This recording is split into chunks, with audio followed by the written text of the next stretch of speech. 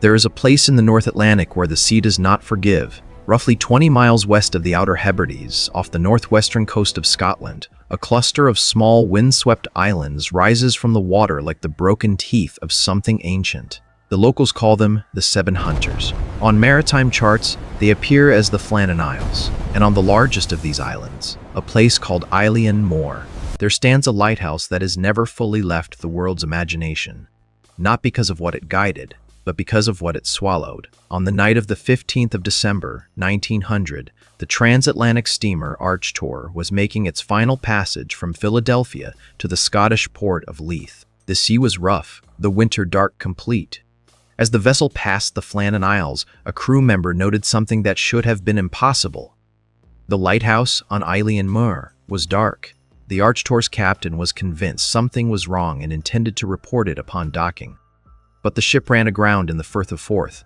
The report was delayed, and the world remained unaware. The lights simply stayed off, night after night. For 10 straight days, the most remote lighthouse in Scotland burned nothing but silence. The Flannan Isles lighthouse had only been standing for 1 year, designed by David Allen Stevenson for the Northern Lighthouse Board and completed in 1899. The 23-meter structure had been built at enormous effort on an island that had resisted human settlement for centuries. Every stone, every length of pipe, every tank of oil had to be hauled up 45-meter cliffs directly from supply boats. A cable-hauled railway was constructed just to move provisions from the landing stages to the top. The lighthouse was not simply a building, it was a declaration that men could hold ground against the Atlantic itself. 3 lighthouse keepers were on duty that December: James Ducat, the principal keeper, Thomas Marshall, the assistant keeper, and Donald McArthur, an occasional keeper filling in for William Ross, who was absent on sick leave. These were experienced men. Ducat, in particular, was a veteran of the Northern Lighthouse Board, a steady and methodical professional. They were not the kind of men who made careless mistakes. They were not the kind of men who walked away from their post. And yet, by some point on the afternoon of the 15th of December, all 3 of them were gone. The relief vessel Hesperus, under the command of Captain Jim Harvey, set out to resupply the lighthouse as scheduled. She had been unable to sail as planned on the 20th of December due to adverse weather and did not reach Eilean Mòr until noon on the 26th. As the ship approached the island, the crew raised a flag, the customary signal of arrival. No flag was returned from shore. The horn was sounded. No one appeared on the cliffs.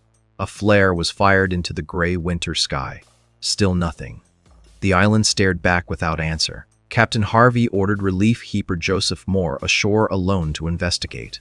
Mòr climbed the 160 stone steps cut into the cliff face, steps he had climbed many times before. He found the entrance gate closed. The main door to the lighthouse compound was also shut. He pushed it open and stepped inside. The beds were unmade. The clock on the kitchen wall had stopped. The table was set for a meal that had never been eaten. A chair had been toppled onto its side. The only sign of life was a canary, still alive in its cage, waiting. Mòr walked through every room. He called out. His voice came back to him from the stone walls. He checked the lamp. It had been cleaned and refilled, ready to be lit. The logbook lay open on the table. The last full entry was dated the 13th of December. Partial weather notes for the 15th had been written on a slate, ready to be transferred into the log later. The lamp was prepared, the oil containers filled, the lens and machinery cleaned. The work of the morning of the 15th had been completed. Whatever had happened in the afternoon, after the work was done, after the meal had been set, but before it had been eaten. Mòr returned to the Hesperus. Captain Harvey sent back 2 additional sailors to conduct a wider search.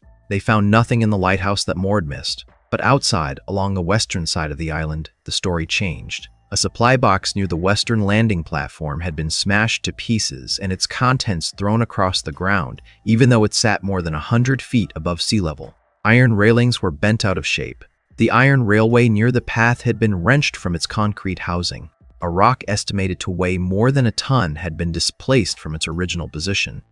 The stone and metal of the island had been rearranged by something with extraordinary force, and crucially, 1 set of oilskins remained on its hook inside the lighthouse. On a Scottish island in mid-December, one of the 3 men had gone outside without his waterproof coat. Captain Harvey sent a telegram to the Northern Lighthouse board. It read, "A dreadful accident has happened at the Flannans. The 3 keepers, Ducat, Marshall, and the Occasional, have disappeared from the island. The clocks were stocked, and other signs indicated that the accident must have happened about a week ago. Poor fellows, they must have been blown over the cliffs or drowned trying to secure a crane." He left Mòr and 3 volunteer sailors on the island to maintain the light. The search that followed over several days turned up nothing. No bodies, no clothing on the rocks, no wreckage.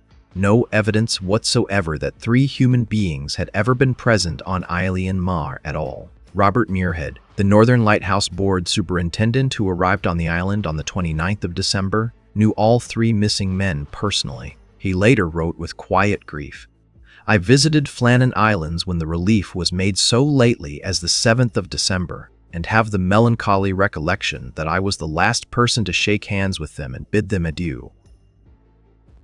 Muirhead was a methodical man, and he examined every detail available to him. He examined the western landing. He noted the oilskins. He formed a reconstruction. 2 of the men, most likely Ducat and Marshall, had gone out to the western cliffs, probably to check or secure equipment after recent storm damage. The 3rd man, McArthur, had followed, and all 3 had been taken by the sea. It was a clean, reasonable conclusion. But it was built on inference, not evidence, and over the years that followed, the gaps between the facts and the explanation grew difficult to ignore. There were no reports of exceptional storms in the area in the days immediately before the disappearance, meaning that the damage at the western landing may have predated the afternoon of the 15th, or may have come from a highly localized event. The sea that had supposedly consumed 3 men had left no trace of them anywhere. Not a boot, not a fragment of clothing, not a body.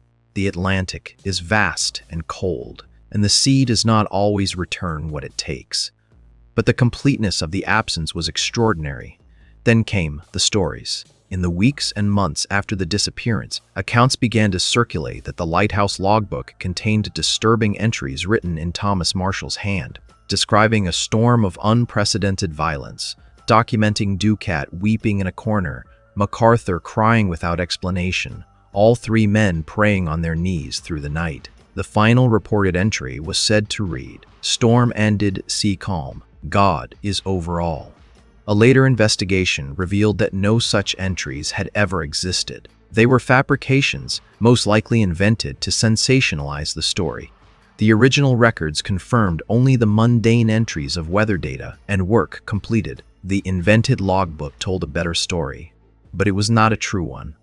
Other theories arrived and accumulated. Some blamed a sea serpent. Others claimed the men had arranged passage on a secret vessel to begin new lives elsewhere. Foreign spy abduction was proposed. So was the influence of the Phantom of the 7 Hunters, a ghost ship believed by locals to haunt the islands. These explanations said more about the human need to fill silence with narrative than they said about what actually occurred on Eilean Mòr. But one theory, quieter and more human than the rest, has never fully been dismissed.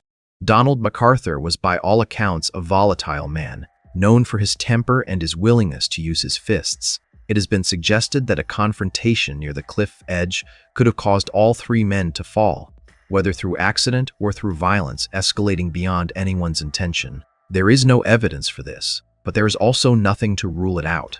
The most scientifically grounded explanation returns to the sea itself. The western cliffs of Eilean Mòr, despite rising steeply from the Atlantic, are not immune to exceptional wave action. Oceanographers have documented the behavior of what are called rogue waves in the North Atlantic, single waves generated by the convergence of multiple storm swells that can reach heights far beyond the surrounding water. The crate that had been smashed open sat approximately 110 feet above sea level, yet its contents had been thrown across the ground by the force of whatever struck it. It is easy, standing at that cliffside, to imagine the 2 men at work below and a wall of water rising without warning from the gray water behind them. And when they did not return, the 3rd man, following protocol, would have gone out to find them. And the sea would have found him there as well. The official record of the Northern Lighthouse Board noted the cause of death for all 3 men as probable drowning. Their entries in the service register were annotated in red ink, disappeared on or about 15 December 1900. Ducat left behind a wife and 4 children. McArthur left a wife and 2 children. Marshall, unmarried, left a father and siblings who never received any answer. The families waited for news that never came. The sea offered nothing back. More than a century has passed since Joseph Moore climbed those stone steps and found a table set for men who were already gone. No bodies were ever recovered.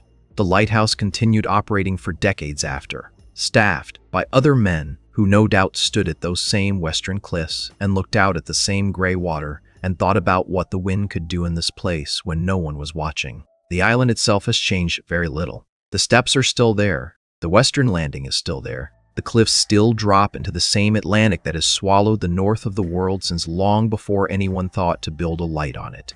What makes this case endure is not the absence of an answer. It is the absence of anything. 3 experienced men, on a clear afternoon following completed work, vanished from a small island with no forest, no caves, no hiding places, no approaching vessels, no indication of struggle, and no trace left behind. The lighthouse stood intact above them. The lamp was ready to be lit. The meal was on the table. The canary was still singing, and James Ducat, Thomas Marshall, and Donald McArthur were simply no longer anywhere in the world.